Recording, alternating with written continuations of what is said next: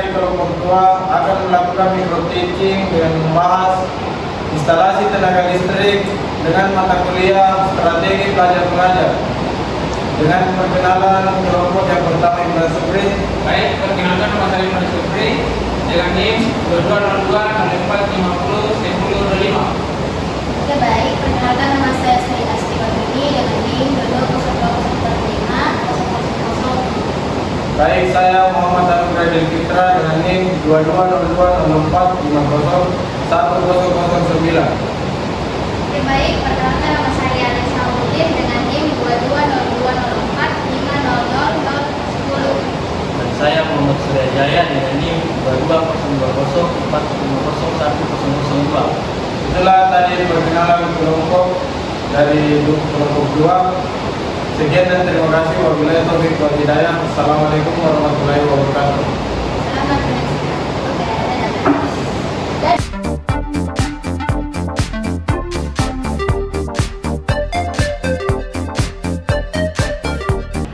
Baik, Assalamualaikum warahmatullahi wabarakatuh. Waalaikumsalam warahmatullahi wabarakatuh. Sebelum kita masuk materi pembelajaran, langkah baiknya kita berdoa dulu. Berdoa dimulai.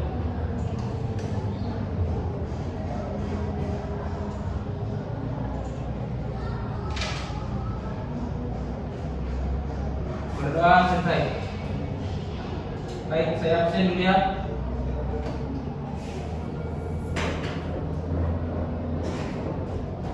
Asti, Hadir. Surya, Nugra, Hadir. Ferdi, Hadir. Irfan, Darah. Alia. Ayo, Pak.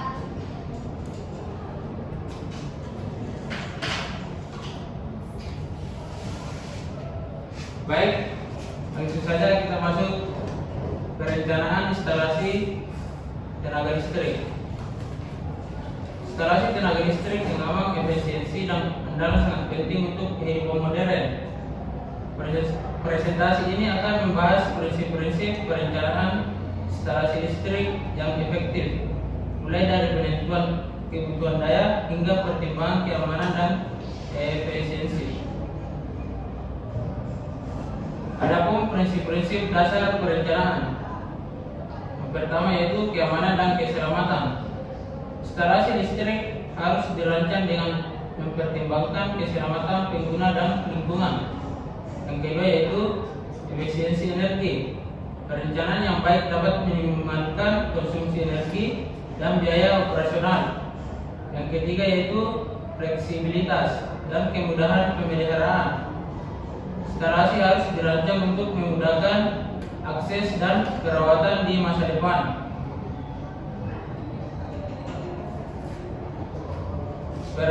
Peran perencanaan yang efektif. Yang pertama yaitu penghematan biaya.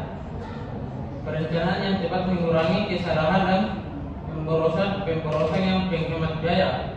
Yang kedua yaitu operasional yang optimal.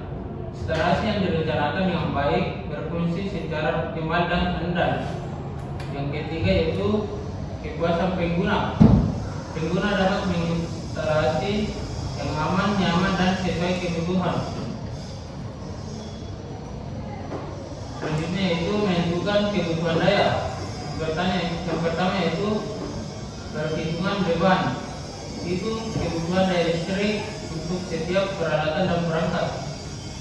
Yang kedua yaitu faktor koreksi. Pertimbangan faktor koreksi untuk beban simultan. Yang ketiga yaitu kapasitas total. Tentukan total kapasitas daya yang diperlukan. Yang selanjutnya yaitu pemilihan sistem distribusi dan komponen. Yang pertama yaitu pemutus sirkuit, perlindungan instalasi dari arus pendek dan kelebihan beban. Yang kedua yaitu kabel listrik, menghantarkan arus listrik ke berbagai titik. Yang ketiga yaitu transformator, mengatur tegangan listrik sesuai kebutuhan. Adapun perencanaan tata letak. Penempatan peralatan, tentukan lokasi optimal untuk setiap peralatan. Yang kedua yaitu jalur kabel, rancangan jalur kabel yang aman dan efisien. Yang ketiga yaitu aksesibilitas, pastikan kemudahan akses untuk perawatan dan perbaikan. Pertimbangan keamanan dan keselamatan. Kemudian pastikan instalasi terhubung dengan tanah untuk mencegah sengatan listrik. Yang kedua yaitu pemasangan fase, perlindungan instalasi dari arus pendek dan kelebihan beban. Yang ketiga yaitu perlindungan isolasi, pastikan kabel dan peralatan memiliki isolasi yang baik.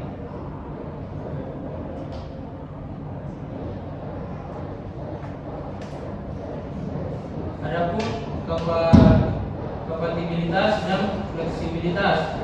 Yang pertama yaitu teknologi baru. Instalasi harus siap untuk mengakomodasi teknologi baru. Yang kedua yaitu standar industri, patuhi standar dan peraturan instalasi listrik. Yang ketiga yaitu peralatan yang kompatibel. Pastikan peralatan kompatibel dengan sistem instalasi. Kesimpulan dan rekomendasi. Perencanaan instalasi tenaga listrik komprehensif dan struktur memastikan keamanan, efisiensi dan kelancaran operasional, berkoordinasi dengan profesional untuk mendapatkan solusi yang optimal dan terintegrasi.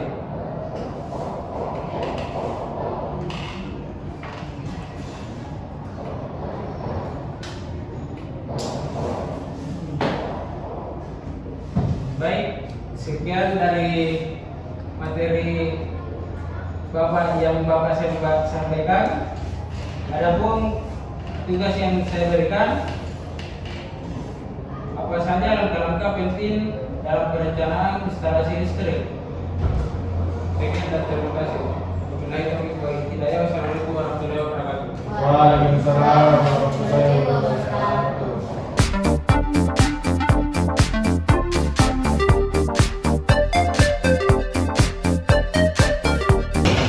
Oke baik, bismillahirrahmanirrahim. Assalamualaikum warahmatullahi wabarakatuh. Waalaikumsalam warahmatullahi wabarakatuh.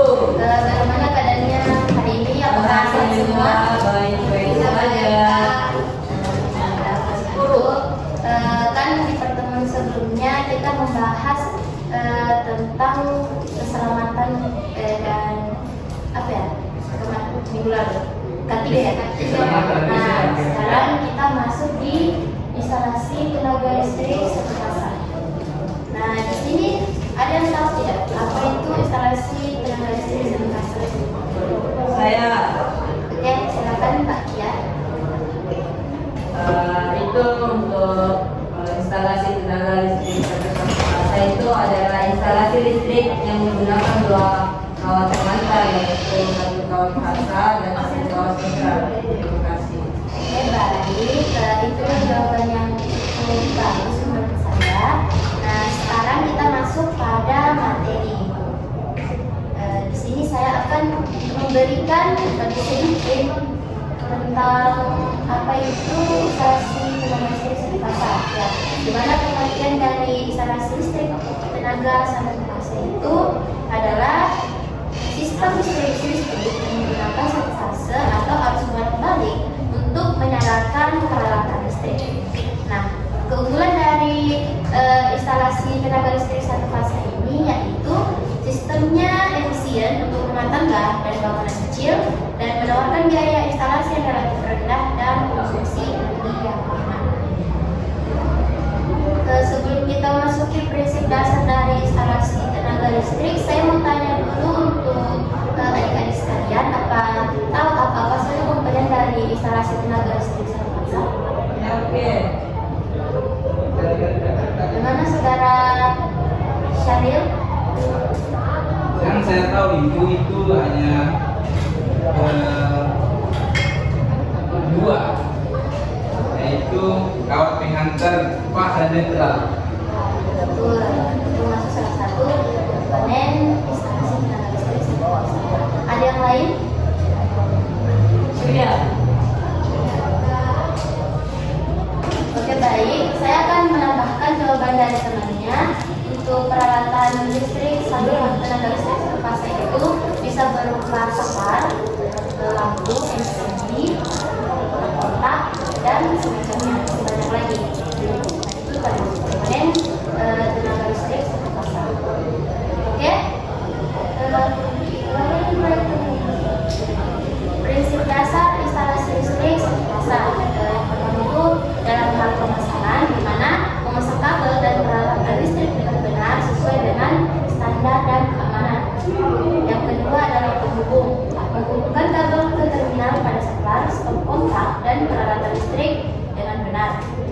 ketiga, pembunyian, yaitu memasang grounding untuk melindungi dari sengatan listrik dan meminimalkan risiko kebakaran. Dan juga untuk grounding itu dia bisa mengamankan peralatan kita dari kerusakan.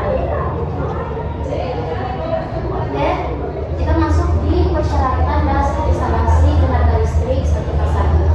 Standarnya itu yang pertama memenuhi standar keamanan dan peraturan yang berlaku seperti pada SI. Yang kedua, pemasangan menjalankan instalasi dengan benar, aman, dan sesuai dengan spesifikasi. Yang ketiga, peralatan menggunakan peralatan listrik dengan komponen yang berkualitas dan bersertifikat. Adapun langkah-langkah instalasi tenaga listrik satu fasa, yang pertama yaitu persiapan, di mana kita menyiapkan alat dan bahan instalasi seperti kabel, saklar, dan stop kontak atau semacamnya. Yang kedua, pemasangan kabel. Nah, di mana pada pemasangan kabel listrik dari sumber listrik ke titik instalasi yang akan dipasang. Yang ketiga, pemasangan peralatan seperti memasang saklar, stop kontak, dan peralatan listrik lainnya. Yang keempat, pengujian. Nah, dalam pengujian ini kita harus melakukan pengujian untuk memastikan instalasi bekerja dengan baik dan aman. Nah, yang selanjutnya yaitu pemeliharaan instalasi tenaga listrik satu fasa.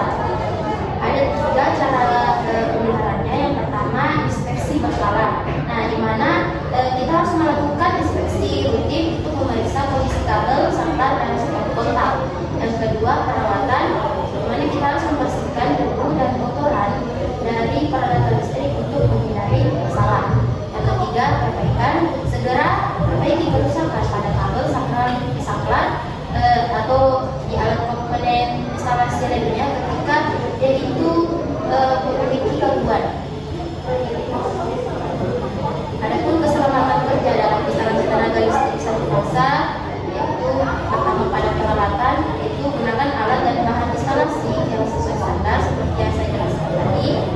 Yang kedua, perlindungan, gunakan alat pelindung diri seperti sarung tangan dan sepatu isolasi atau APD.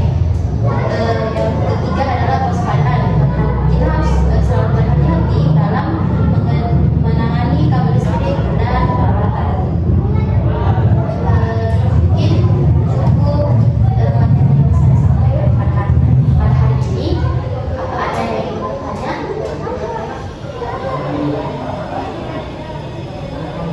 Kalau tidak ada, kita akhiri saja pertemuan hari ini. Saya mengucapkan terima kasih yang sebesar-besarnya kepada adik-adik sekalian yang sudah mengikuti mata pelajaran kita ini. Mudah-mudahan kita selalu diberi kesehatan dan senantiasa mengikuti pelajaran. Saya ingin mengucapkan wabillahi hidayah. Wassalamualaikum warahmatullahi wabarakatuh.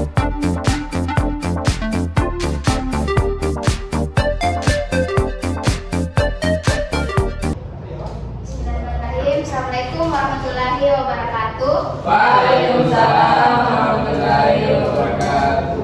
Bagaimana kabarnya adik-adik? Alhamdulillah baik.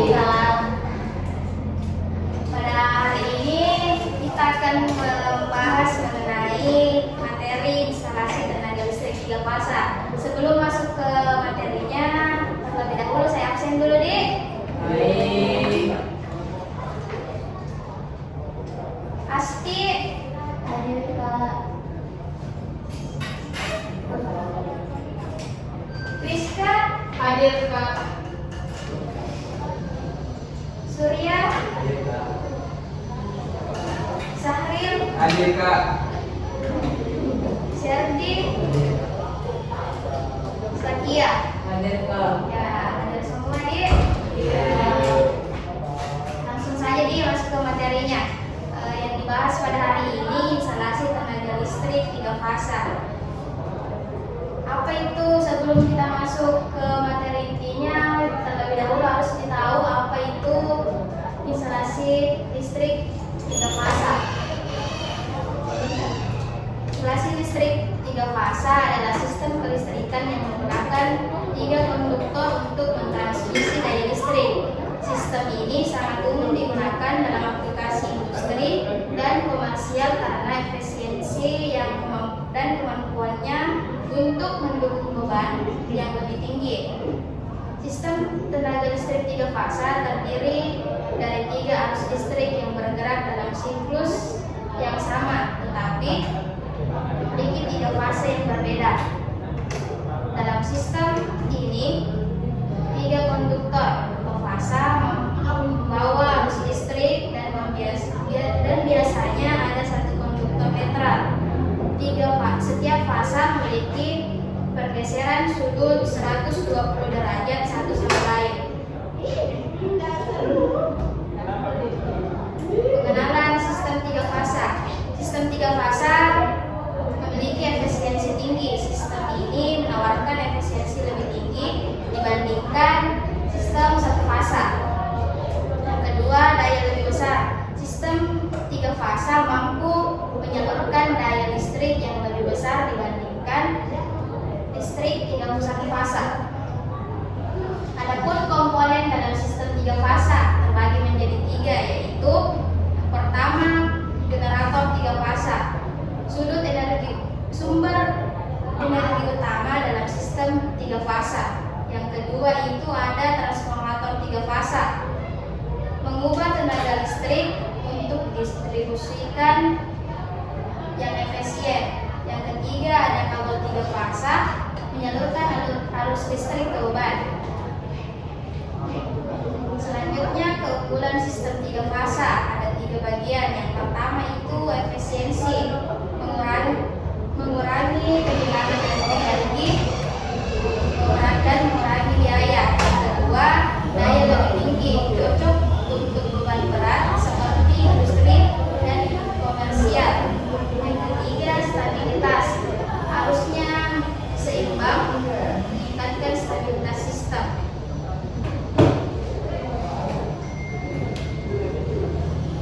Adapun tahapan instalasi tenaga listrik 3 fasa, yang pertama perencanaan.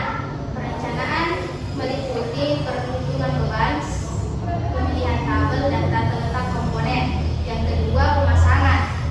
Pemasangan meliputi pemasangan kabel, panel dan perangkat lainnya. Yang ketiga ada pengujian, menguji dan memastikan keamanan pada saat sistem bekerja. Selanjutnya, perhitungan beban dan pemilihan kabel. Perhitungan beban menentukan total daya yang dibutuhkan oleh beban. Pemilihan kabel memilih kabel yang sesuai dengan arus dan tegangan. Selanjutnya, perencanaan tata letak komponen terbagi menjadi 3. Yang pertama, panel utama. Lokasi kita harus memilih lokasi yang strategis untuk panel utama agar mudah diakses. Yang kedua, jalur kabel.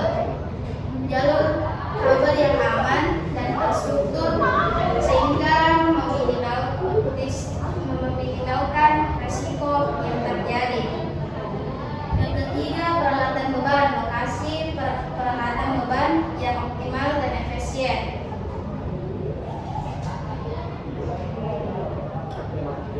Selanjutnya, perawatan dan pemeliharaan sistem. Perawatan dan pemeliharaan sistem harus dilakukan secara bertahap agar peralatannya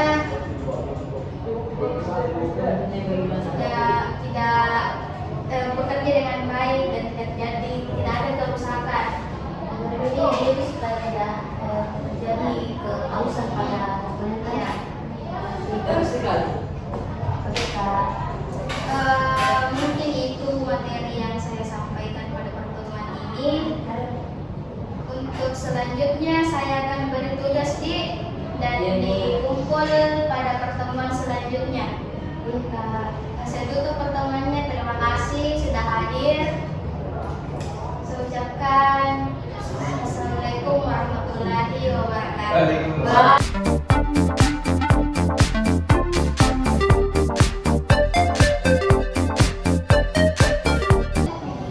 Baik, Assalamualaikum warahmatullahi wabarakatuh. Waalaikumsalam warahmatullahi wabarakatuh. Dan selamat siang bagi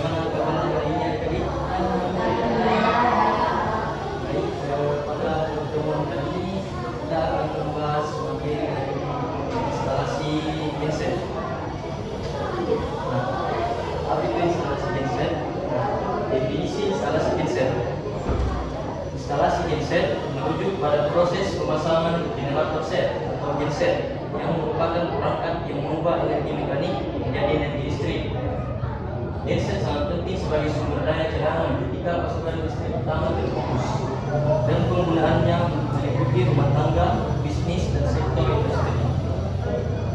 Genset adalah kombinasi antara mesin penggerak seperti mesin diesel dan generator dalam satu unit. Mesin penggerak menghasilkan energi mekanik yang kemudian berubah menjadi energi listrik oleh generator. Tujuan instalasi genset. Tujuannya ada 3. Yang pertama itu pasokan listrik jalanan, di mana genset memberikan sumber listrik alternatif saat pemadaman listrik. Dan yang kedua, keandalan operasional, di mana memastikan kontinuitas operasional kritis seperti peralatan medis, sistem komunikasi, dan proses industri. Dan yang terakhir itu adalah bersihkan pencil, itu menyediakan listrik di lokasi yang tidak terhubung ke jaringan listrik utama. Nah, itu komponen utama genset. Komponen utama genset itu ada 4, yaitu mesin, alternator, panel kontrol, dan sistem bahan bakar.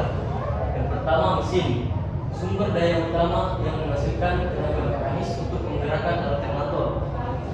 Mesin ini biasanya menggunakan bahan bakar seperti diesel, bensin, atau gas untuk menghasilkan tenaga yang diperlukan untuk menggerakkan alternator. Yang kedua, alternator, itu mengubah tenaga mekanis dari mesin jadi energi listrik. Komponen ini terdiri dari 2 bagian utama, stator, bagian statis, dan rotor yang bergerak, yang berfungsi menciptakan gaya elektromagnetik untuk menghasilkan arus listrik. Nah, yang ketiga itu panel kontrol, mengontrol dan memonitor kinerja genset serta mengatur transfer daya termasuk pengaturan otomatis untuk menyalakan atau mematikan genset berdasarkan kebutuhan listrik. Dan yang terakhir, sistem bahan bakar, berfungsi sebagai menyimpan dan menyalurkan bahan bakar ke mesin. Kapasitas tangki mempengaruhi waktu genset dalam dapat beroperasi sebelum perlu diisi ulang. Nah, selanjutnya persiapan sebelum instalasi. Pertama itu pemilihan lokasi, jadi area yang rata, kering, berventilasi baik, dan ruang. Kedua, persiapan area, bersihkan area, siapkan fondasi, dan pasang saluran listrik. Ketiga, peralatan keselamatan kerja. Nah, saya ingin bertanya, adakah yang mengetahui mungkin apa saja alat yang digunakan untuk pemasangan instalasi genset? Alat-alat menggunakan jadi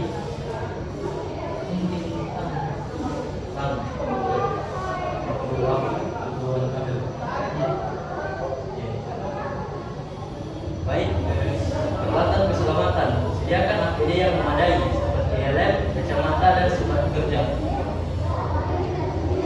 Oke, langkah-langkah instalasi genset. Pemindahan genset, angkat dan pindahkan genset dengan hati-hati ke lokasi yang telah disiapkan. Yang pemasangan fondasi, pastikan fondasi stabil dan kuat untuk menopang beban genset. Yang ketiga, penyambungan kabel, sambungkan kabel listrik dan kontrol dengan benar ke genset dan panel distribusi. Terakhir itu pengujian awal, jalankan genset untuk memastikan semua sistem berfungsi dengan baik.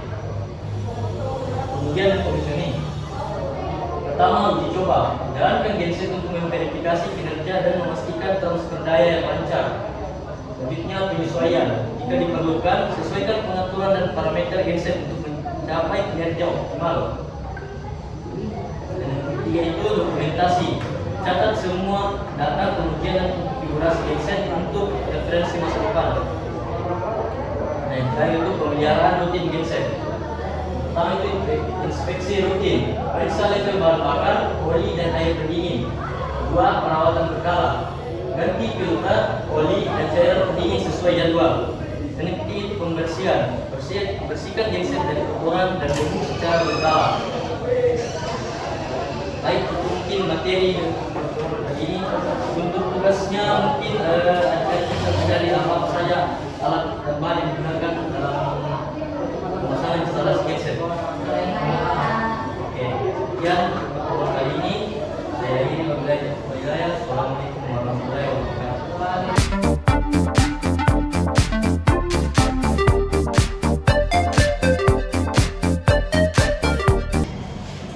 Baik, assalamualaikum warahmatullahi wabarakatuh.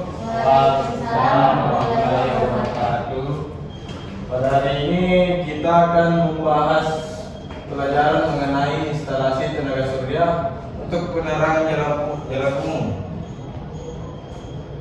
Pada materi ini kita membahas yaitu tentang komponen, tentang prinsip kerja sistem PJU, keuntungan, tahapan, dan beberapa hal lainnya. Yang pertama di sini adalah pengenalan sistem tenaga surya PJU. Pengenalan sistem tenaga surya PJU memanfaatkan energi matahari untuk menghasilkan listrik yang digunakan untuk menerangi jalan umum.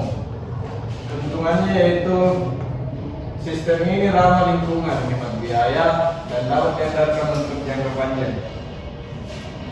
Pada komponen dasar sistem tenaga surya PJU yaitu yang pertama panel surya, menyerap energi matahari dan mengubahnya menjadi energi listrik. Yang kedua ada baterai, menyimpan energi listrik yang dihasilkan oleh panel surya untuk digunakan di malam hari. Dan yang ketiga ada pengatur muatan, mengatur aliran listrik antara panel surya dan baterai. Yang keempat ada lampu LED, mengubah energi listrik menjadi cahaya yang menerangi jalan. Berikutnya di sini ada prinsip kerja sistem surya tenaga PJU. Pada siang hari, panel surya menyerap energi matahari dan mengubahnya menjadi energi listrik. Kemudian disimpan dalam baterai. Dan pada malam hari, baterai melepaskan energi listrik yang tersimpan untuk menyalakan lampu LED dan menerangi jalan umum. Keuntungan menggunakan sistem tenaga surya PJU yaitu ada yang pertama di sini ramah lingkungan. Dia tidak menghasilkan emisi gas rumah kaca dan membantu mengurangi dampak perubahan iklim. Dan yang kedua di sini ada hemat energi. Menggunakan energi terbarukan yang tersedia secara gratis dan mengurangi biaya listrik. Dan yang ketiga di sini yaitu hematkan biaya operasional, meminimalkan biaya pemeliharaan dan penggantian program. Dan yang berikutnya di sini membahas tentang tahapan perencanaan instalasi sistem tenaga surya PJU. Yang pertama di sini penilaian kebutuhan, menentukan jumlah lampu, daya lampu, dan kebutuhan energi. Yang berikutnya pemilihan komponen, memilih panel surya, baterai, pengatur muatan, dan lampu LED yang sesuai. Yang ketiga di sini ada perancangan sistem, membuat desain instalasi tenaga surya PJU. Dan yang berikutnya itu pertimbangan pemilihan lokasi PJU tenaga surya. Yang pertama di sini ketersediaan matahari, pilih lokasi yang mendapatkan sinar matahari yang cukup panjang. Dan yang kedua keamanan dan ketahanan, pastikan lokasi aman dari vandalisme dan kerusakan. Ketiga, akses dan infrastruktur. Pilih lokasi yang mudah diakses untuk instalasi dan pemeliharaan. Dan yang berikutnya di sini membahas mengenai langkah-langkah instalasi sistem tenaga surya PJU. Pertama, pemasangan panel surya. Pastikan panel surya terpasang dengan sudut kemiringan yang optimal untuk menerima sinar matahari. Yang kedua, pemasangan baterai. Tempatkan baterai di lokasi yang aman, kering, dan terhindar dari suhu ekstrim. Yang ketiga ada instalasi pengatur muatan. Sambungkan panel surya, baterai, dan lampu LED dengan pengatur muatan. Dan yang keempat ada pemasangan lampu LED. Pastikan lampu LED terpasang dengan kuat dan mengarah ke jalan. Dan cara pemeliharaan dan perawatan sistem tenaga PJU. Yang pertama pembersihan.